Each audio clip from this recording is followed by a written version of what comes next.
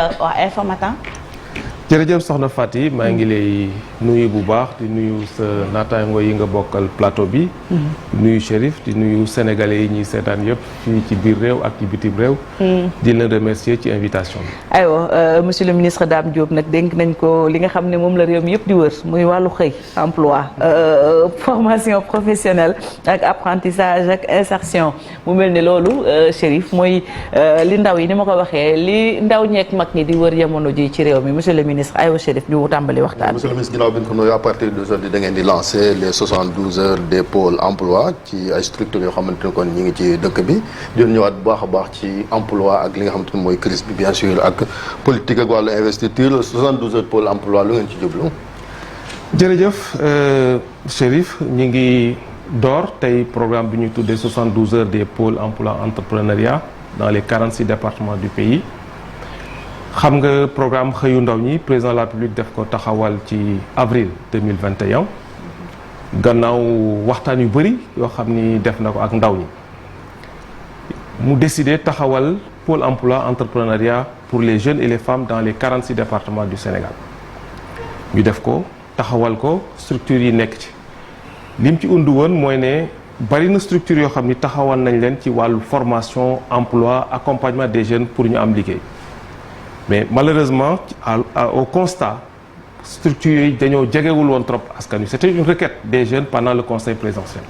Président décidé territorialiser les actions d'emploi et de formation mu taxawal pôle yi ndaw ñi commencé dem ci pôle yi di bindu pour am kii pour am liggéey kii pour am formation kii pour am accompagnement kii pour am financement. alors ñu ne pôle yi tey day jaadu ñu def ay opération coup de poing parce que xale yi ñi ngi dem bindu ci pôle yi et que les préfets étant les coordonnateurs des pôles ñi ngi liggéey pour traiter dossiers yi ak tous les acteurs locaux. ñu ne tey pour que pôle yooyu gën a mën a am taxawaay ci seen biir ko ci seen département nañuy def ay opération coup de poing 72 heures yi lu ko wundu comité bi nga xam ne mooy saytu pôle yi dafay xale yi dañuy ñëw bindu chaque 15 jours préfet def benn réunion ak les organisations de jeunes pour décider ndax dañuy financer ndax dañuy former.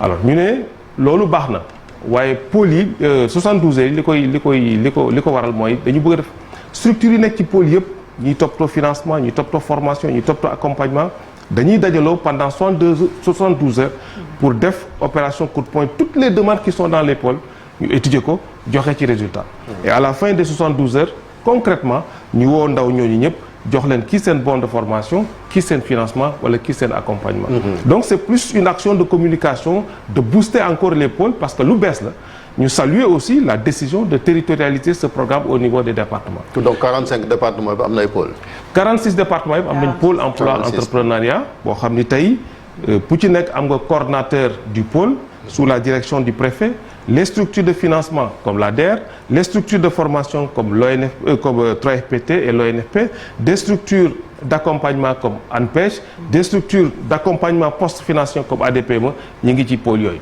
Donc c'est un guichet unique pour l'emploi et la formation. Est-ce que ndaw yi ñi ngi jot nañ ci xibaar bi est-ce que ñu ngi wuy si quand même l'appel? Oui comme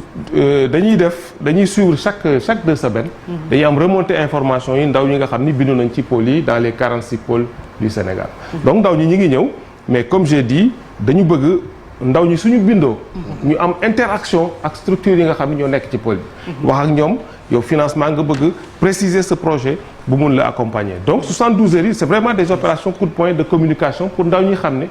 pôles yi am na jeexital et que des actions de financement ñi ngi am. des actions de formation ñi ngi am mais des actions d'accompagnement ñi ngi am mais 72 heures dina tax pour que population bi gën ko xam pour xale yi gën a mën a ñëw ci pôle bi. waaw monsieur le ministre c'est vrai que am na benn dynamique bu am solo au niveau boo xamante ne de votre département parce que c'est un dossier yu ma suivre bu baax a baax mais yaa ngi koy wax sànq avril ak tey c'est un peu plus d'un an. Tout à fait. bu ñu xoolee ba ngeen tàmbalee ba tey avec les missions locales seen mouvement yu ngeen def ci 46 départements ñaata société tey est-ce que bu nañ xam loolu ñaata société nga xamante ne bu ngeen commencé ak tey ngeen am et aussi en termes de création de l'emploi et de formation est-ce que mën nañ ko valoriser.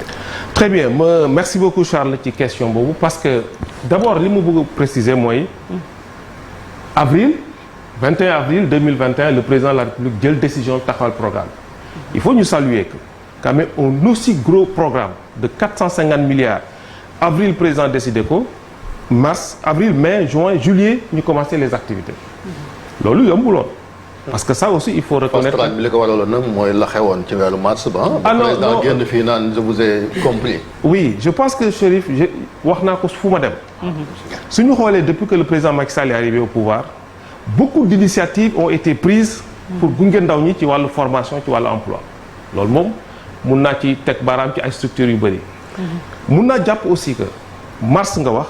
mais déjà en janvier. le président de la République jëloon na décision taxawal li mu tuddee conseil national pour l'insertion et l'emploi des jeunes. parce que constat bi nga xam ni defoon nañ ko ci structure yi nga xam ni am nañ ni ñu xawee sori ndaw ñi ni ñu xawee ñàkk synergie complémentarité defoon nañ ko donc le xëyu ndaw ñi dafa ñëw indi beneen touche mooy d'abord dajale structure yooyu mais en plus rapprocher leen population yi loolu aussi c'est une initiative. ci question Charles bi tey mun nañu wax. parce que programme xëyu ndaw ñi dafa bari ay piliers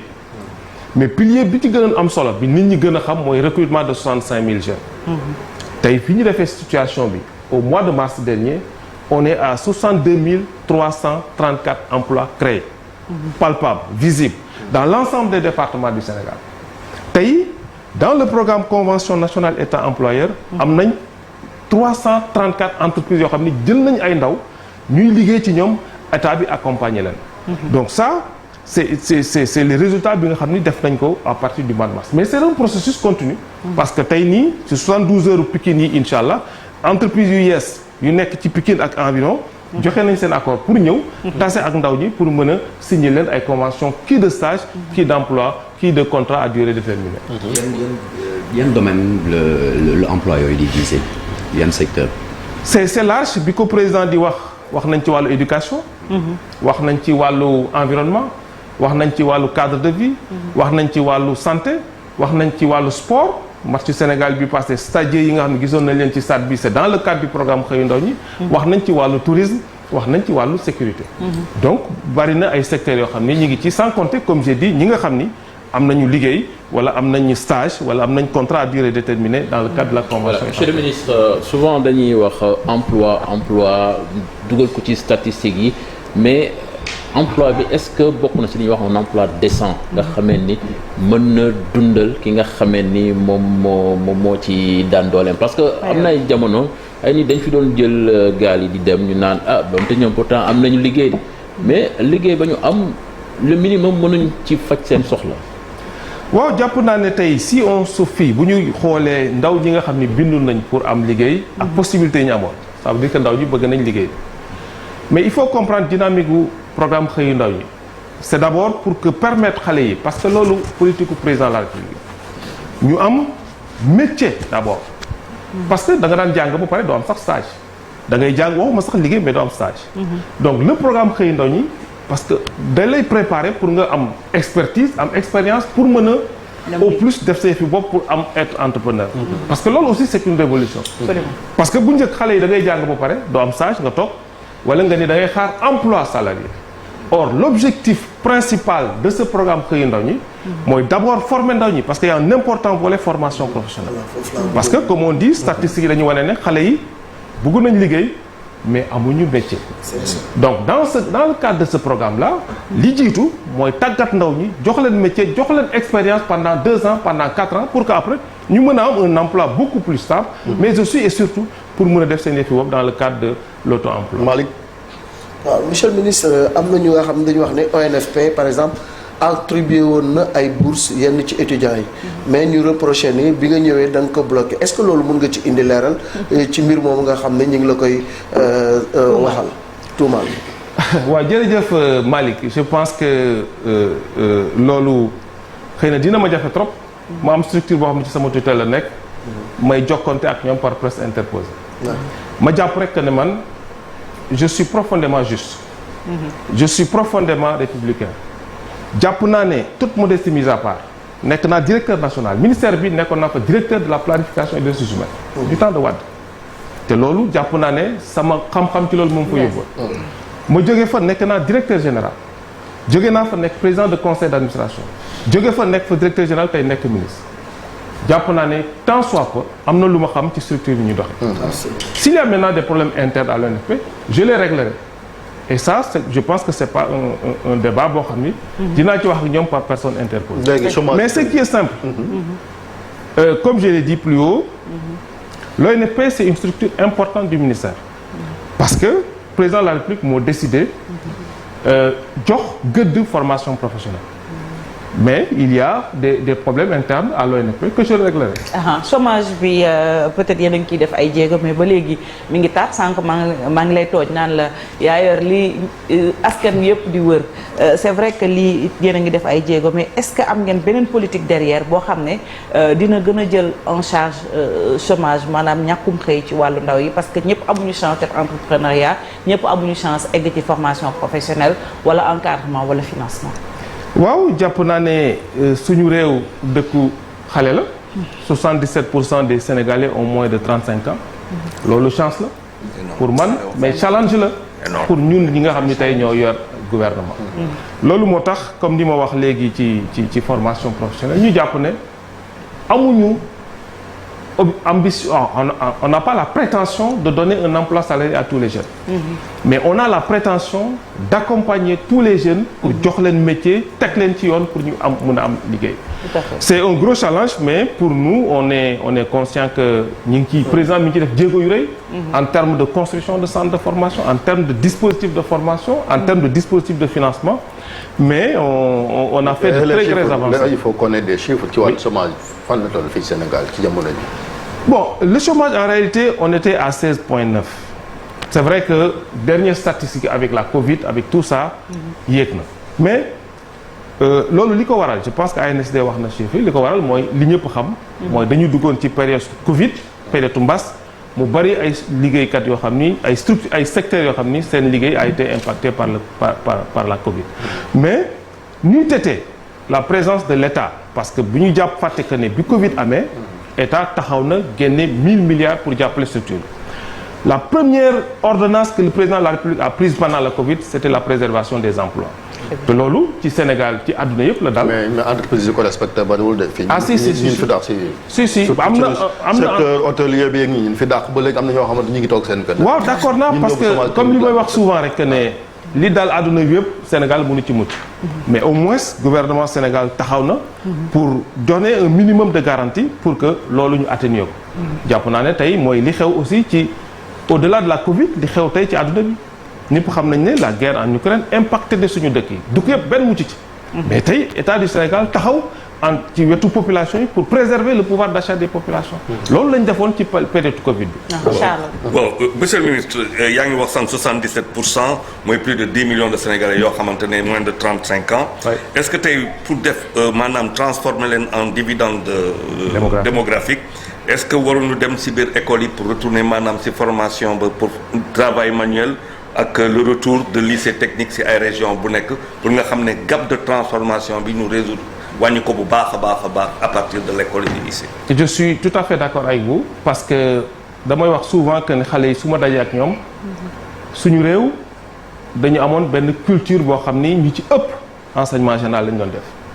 ñu jàppoon man ma bokk ci ñu am chance def lycée technique am bac technique mais ñun bañ koy def dañu daan saboter entre guillemets di ñu tuddee ay wàcc raxasu mais loolu c'est culturel et ancré en nous parce que quand même c'est suñu trajectoire la ñuy xool donc tey ñun suñu vocation suñu objectif premier c'est de faire de la formation professionnelle une vocation président de la République tey moins de 10% des Sénégalais ñooy jógee troisième dem def fi formation professionnelle ñuy liggéey pour que à l'horizon 2025 que ñu am 30% des Sénégalais qui décident librement dem def fi formation professionnelle loolu nag li koy indi mooy ñu liggéey ci wàllu orientation ñu am un service national d'orientation professionnelle buy dem ci école yi wax ak xale yi war leen lan mooy njëriñu am jàng am métier ak lan nga mën a def au-delà de ton métier loolu nag buñ koy def parce que il faut ñu am place de formation moo tax tey ñu multiplier par 1.5 les structures de formation développer les curricula de formation tey foo dem ci biir Sénégal ci dëkk yu gën a sori sa dëkk dara ma ngi leen dégg ñuy wax tey ñu am centre de formation amuñu ko ñu dem ci yeneen dëkk waaw maa ngi ciy ñëw nga dem ci ay dëkk yoo xam ni tey ci fu mu gën a sore ci Sénégal di nga am ay centre de formation la mieux ñu ne am na zone yoo xam ni peut-être en attendant d'y arriver amuñu centre de formation tey état du Sénégal jënd li ñuy tuddee ay unité mobile de formation professionnelle nga dëkk gannaaw Goudiri sans unité ba ñëw fekk fa dajale xale yi defal leen formation donc c'est li nga wax dëgg la Charles ñi ngi liggéey pour que la formation pour dem wuti métier nekk vocation man ma décidé ne man jàng naa ba 3e au lieu may dem defi série L dem am bac dem université et cetera ma dem décider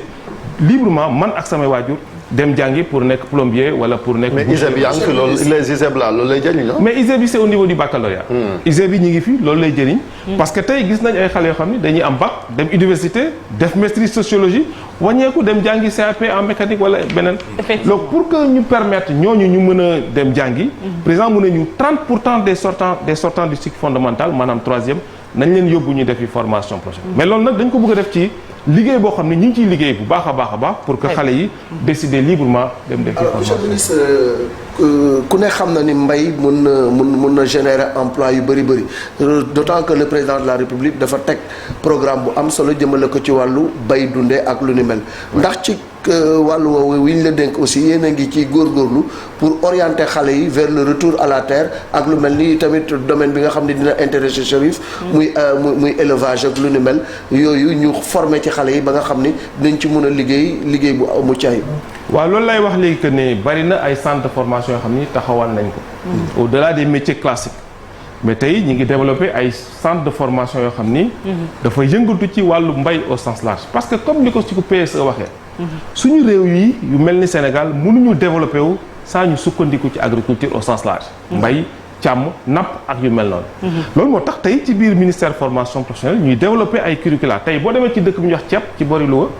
am nañ fa centre bu mucc ayib sur les métiers de l'horticulture. nga dem ci Nettoboulou ci Kédougou ñi ngi def centre bu mel noonu aussi donc ñi ngi diversifier formation yi allant dans le sens mais surtout dans la convention état employeur président lu ñu wax mu ne comme ni nga ko waxee mbay dafa nekk secteur boo xam ne mun na permettre xale yu bëri am liggéey. mu ne convention état employeur dañ ko orienter plus dans les domaines de l'agriculture au sens large mais ci biir centre yi aussi ñi ngi développer ay dispositifs de formation sur les métiers du primaire en général. question politique nag monsieur le ministre comme ñu ngi ci investiture yi déjà dinañ ñëw ci recours yi yéen waa benn bokk yaakaar opposition bi déposé nañ benn recours ndax dañoo jàpp ni da ngeen a ëppal ci wàllu parrainage mooy benn ba ëpp te li yoon mooy ñu annuler seen liste war leen a bokk ci élection yi. non je pense que c'est le voleur qui crie au voleur. ñoom Yewwi Askan Wi ñoom ñoo wax à la face du monde que ñoom ñoo juum. non ñoom beneen affaire non seen. d'accord maa ngi ñëw mais ñoom ils veulent allumer un contre-feu pour que ñu wax affaire benn bokk yaakaar mais tey am na benn journal bu wone li ñu bëgg a wax la jurisprudence Gakou. li ñu avancé ça ne tient pas la route. parce que Gakou a été recalé parce que dafa am ay problème de doublon mais tout ça c'est pas grave ce qui est important c'est que ñun li ñu gëm mooy ñun ñëpp on doit être des défenseurs de nos institutions. Et c'est regrettable li ñu fi gis fan yi. On a vu des institutions incarnées par des personnes yoo xam ni jàpp nañ ne tey mairie Dakar pour man c'est une grande institution.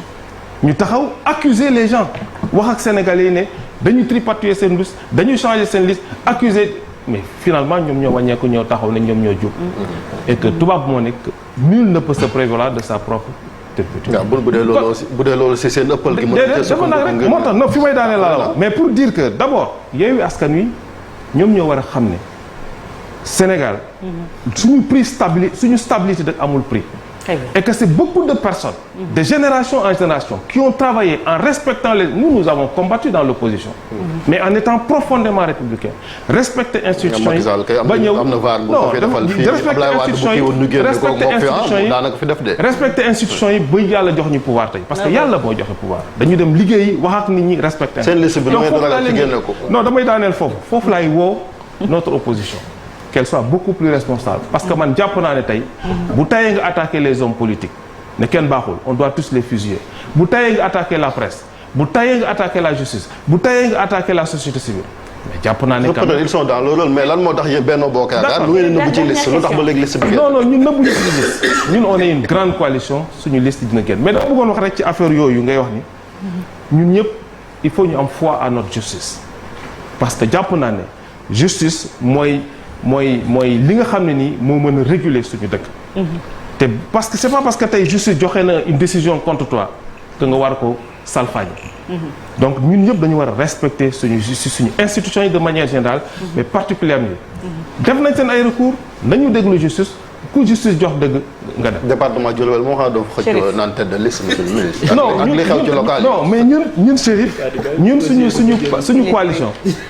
ñu xalaatuñu sax kan mooy nekk tête de liste ak kan moo nekk tête de liste. Ce qui nous importe, c'est de nous battre et c'est largement à notre portée de donner une confortable majorité à notre coalition te dinañ ko am incha allah. jërëjëf merci beaucoup monsieur le ministre Dame Diop. merci beaucoup ci wuy si gi ñu wuy si moom la ñu denk lu jëm ci wàllum emploi mu doon waxtaanee ndaje mu am solo mu nu dëkkmal mu aju ci xëyu ndaw ñi ak jéego yañ ca war a def ñu lay jaajëfal bu baax a baax léegi ñëw ci ñaari yéenekaay groupe Futurs Médias l'Observateur ak Record laata ñuy jeexale météo en express.